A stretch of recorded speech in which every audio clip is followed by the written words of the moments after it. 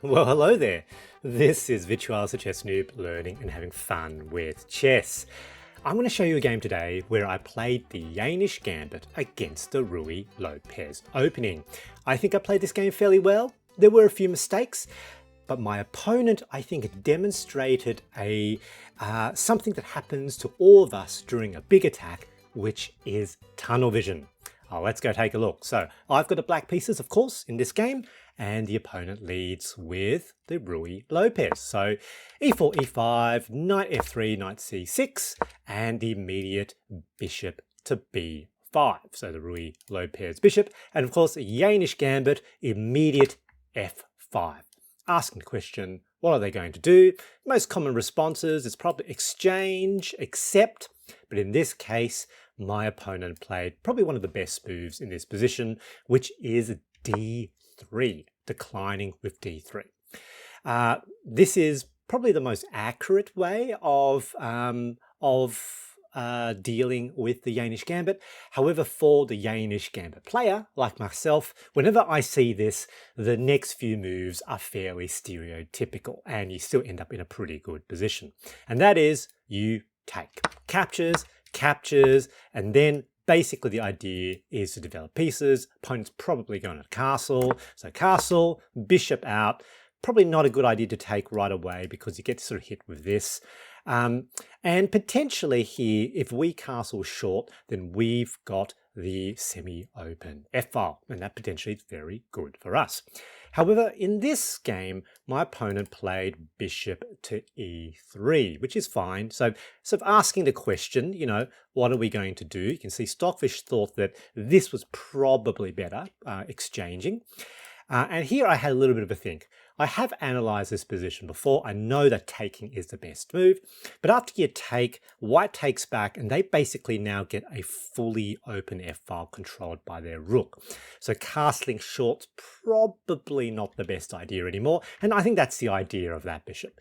I have to say, I thought for a little while, but any other move for the bishop, basically implies moving a bishop a second time. It's probably not so good, so I decided just to take. So captures, and my goal now is probably not to castle short, but to castle queenside, to castle long, and so d6, opening up the light square diagonal, basically getting the queen out and then castling this way. All right, so they bring their bishop back, yep, and see, this is one of the problems with trying to castle this side. It just doesn't really work. Now I bring my bishop out, potentially sort of pinning that knight to the queen. They develop the other knight, sorry. And you can see Stockfish thinks that actually developing the knight to the normal square there was actually a little bit better. So that's quite interesting. And now queen to e7. So getting ready to castle. They kick my bishop, pull back. I just wanted to maintain that pin for now. If necessary, can always then pull back here, and that potentially is okay. They play c3, and now long castles. And here, white declares their hand. So they play queen to b3, obviously wanting to launch an attack on my queen side, but you can see that is a mistake, and that's probably the first mistake that white made.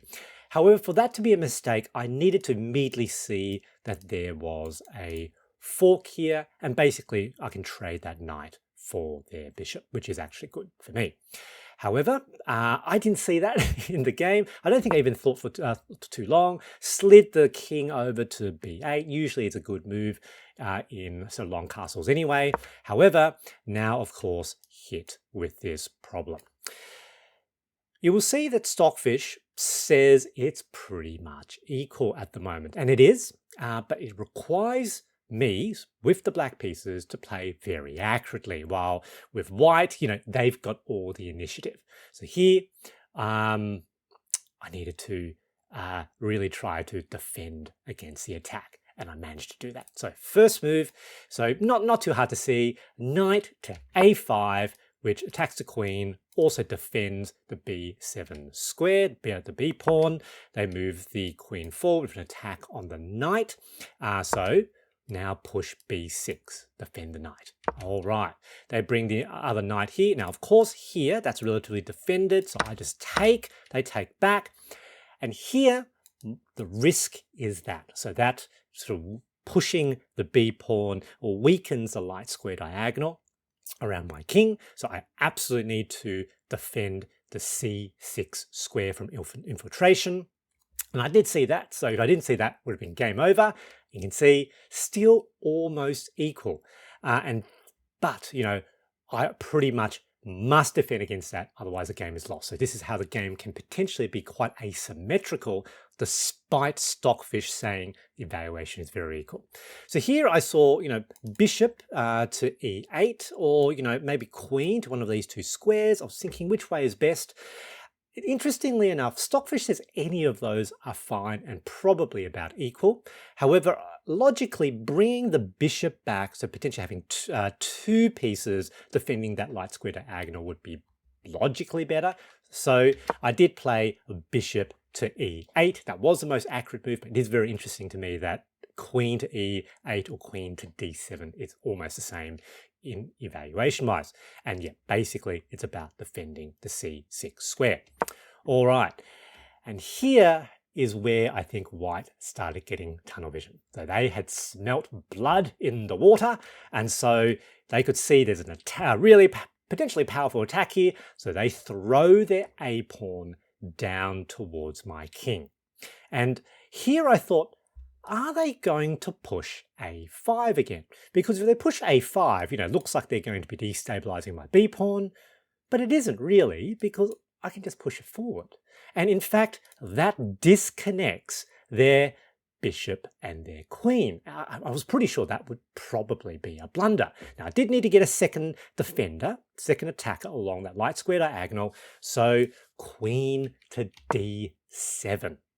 And here, with white, you know, not really calculating things through, I think really committed to their attack. And this is the tunnel vision. You stop calculating. You just believe in your attack. They play a5. And it's a blunder. And it's a blunder, as I said, because I now have b5. That a pawn now basically blocks their attack. This rook is not part of the attack. The queen and the bishop are now disconnected, and they're now in some trouble attacking the queen. They move their queen here. You can see that would have been a better move. I'll show you a little bit later why. Because here I now basically attack the bishop. And basically they lose the bishop because captures, and even here kind of almost forces a queen trade, captures. And at the end, my bishop is still in a position with a chained attack on that rook. Now you can see here, this was the best move. Why is that? Because here, if they go here, queen with the attack, and now in this position, take, and they can push the pawn here. They guard that light square diagonal. So that's why that was a little bit better. They're sort of not forced to trade their queen. Now in this position, there we go. They actually went here, didn't they? Yep, that's right.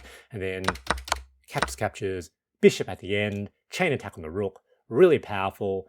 And white's attack is completely nerfed. It's all gone, and you can see I'm much ahead now. White basically lost their bishop. And I think here white got a bit rattled actually after that defense. Of course, their rook at the moment is hanging, and they didn't see it. Bishop captures rook, all over, captures. And in this position is not difficult for me to play. It's quite simple. Effectively, what I want to do, trade down pieces, move into a winning endgame. All right, so how do we get rid of some of these pieces? So firstly, captures. They try to push and they try to force an attack. That's fine. You know, they've got no attack there. Now, basically, here, let's try to pin. So there we go. Pin the knight. They keep pushing. That's fine. Now we can force trade the knights. There we go. Captures. Excellent. And push. Yep, they can keep pushing. That doesn't do anything. There we go. They try to push. King is an attacking piece, particularly in the endgame. Push ahead. That is blocked. And the rook, you know, it's not so good when there's still quite a lot of pawns on the board. There we go. Just moving. Yep, trying to have an attack, defend. And here, that's a blunder. Can you see why? Captures, discovered pin. Kind of, it's kind of mistake when you see it, causes emotional damage. So pawn captures pawn, and here white resigned. Good game, GG. The big takeaway from this game is to be wary of tunnel vision, especially when you think you've got a juicy attack. I hope you enjoyed this video, and thanks for watching.